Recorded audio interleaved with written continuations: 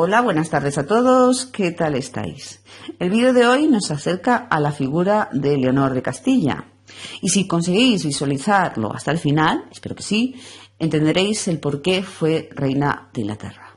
Comentaros que ella era medio hermana o hermanastra, como lo queráis denominar, del famoso rey Alfonso X el Sabio, el cual reclamaba a Inglaterra los territorios de la Gascuña francesa, con una buena profundidad territorial y con costa al Atlántico, y que además, según el criterio del castellano, consideraba le correspondía por derecho de herencia. Enrique III, que era el rey de Inglaterra, era reacio a una devolución.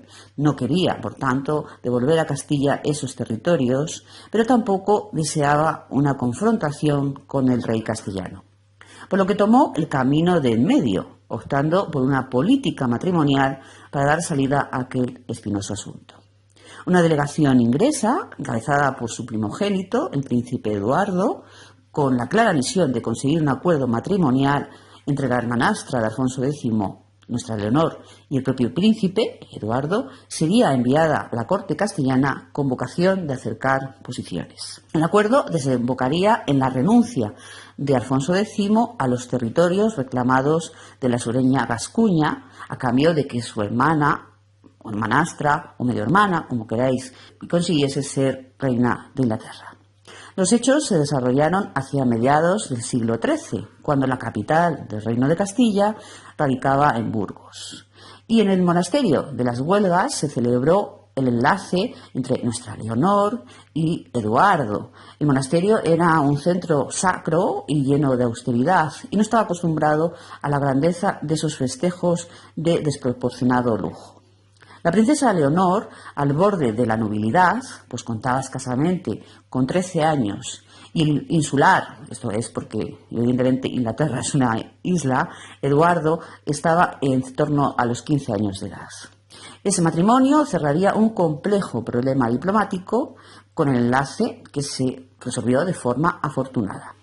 Leonor era una joven con una potente personalidad y extremadamente inteligente, como demostraría a la postre en multitud de ocasiones.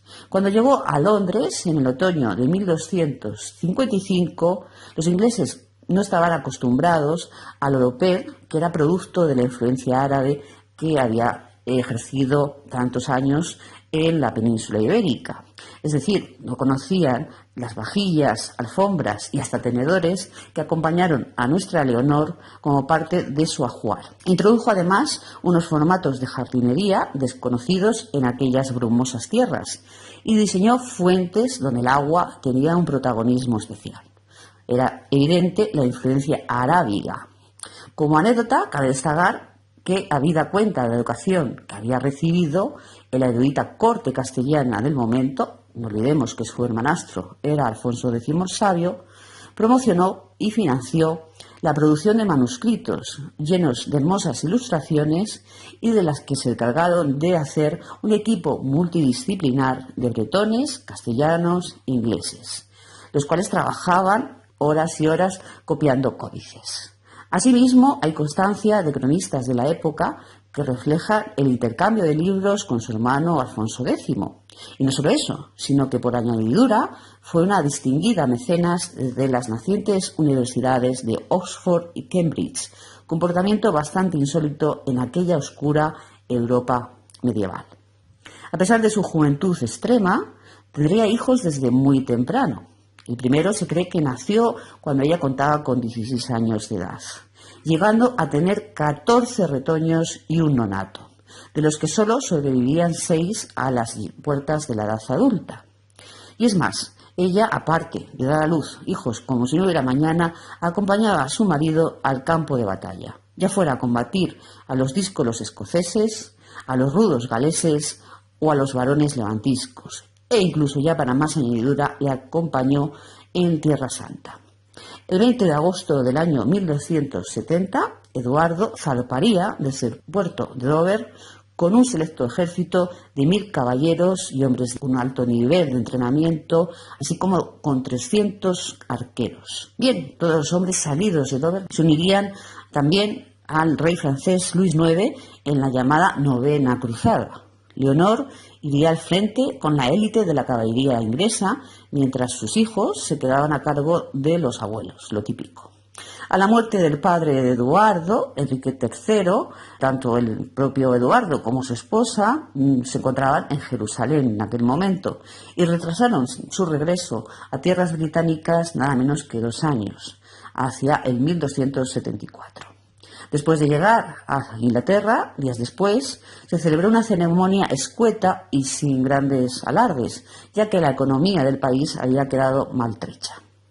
La verdad es que la reina era una economista que deberían aprender muchos de ella, porque averiguó que señoríos que habían contraído deudas con prestamistas poniendo sus tierras como fianza, era fácil acceder a comprar esas tierras, convirtiéndose por tanto en la dueña de esas deudas y dejar como inquilinos a los que eran antiguos propietarios, los cuales tenían que, eso sí, pagar unas rentas, pero que eran de una cantidad razonable. Y gracias a ello volvió a reunir dinero para las arcas de la corte.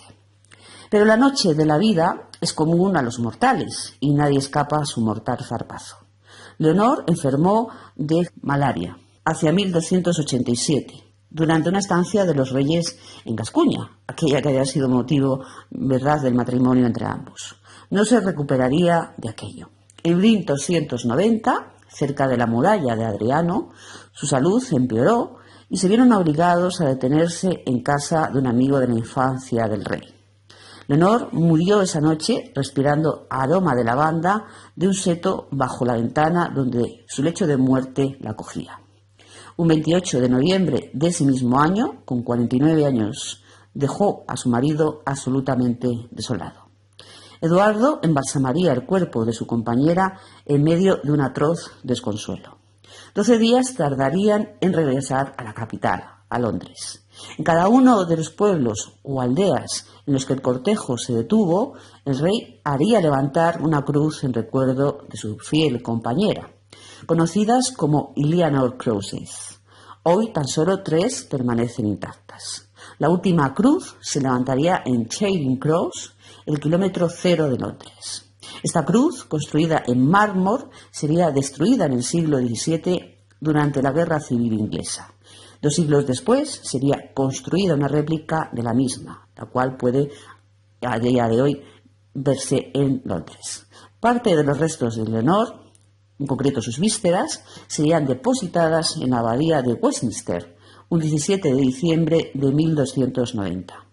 Paradójicamente, aquel era un día de un sol espléndido en aquellas tierras donde el sol apenas se ve. Y hasta aquí el vídeo de hoy. Espero que os haya gustado y os haya acercado a una figura como la de Leonor de Castilla, que siempre me gusta finalizar diciendo reina de Inglaterra. Muchísimas gracias y, como siempre os digo, cuidaros y hasta la próxima.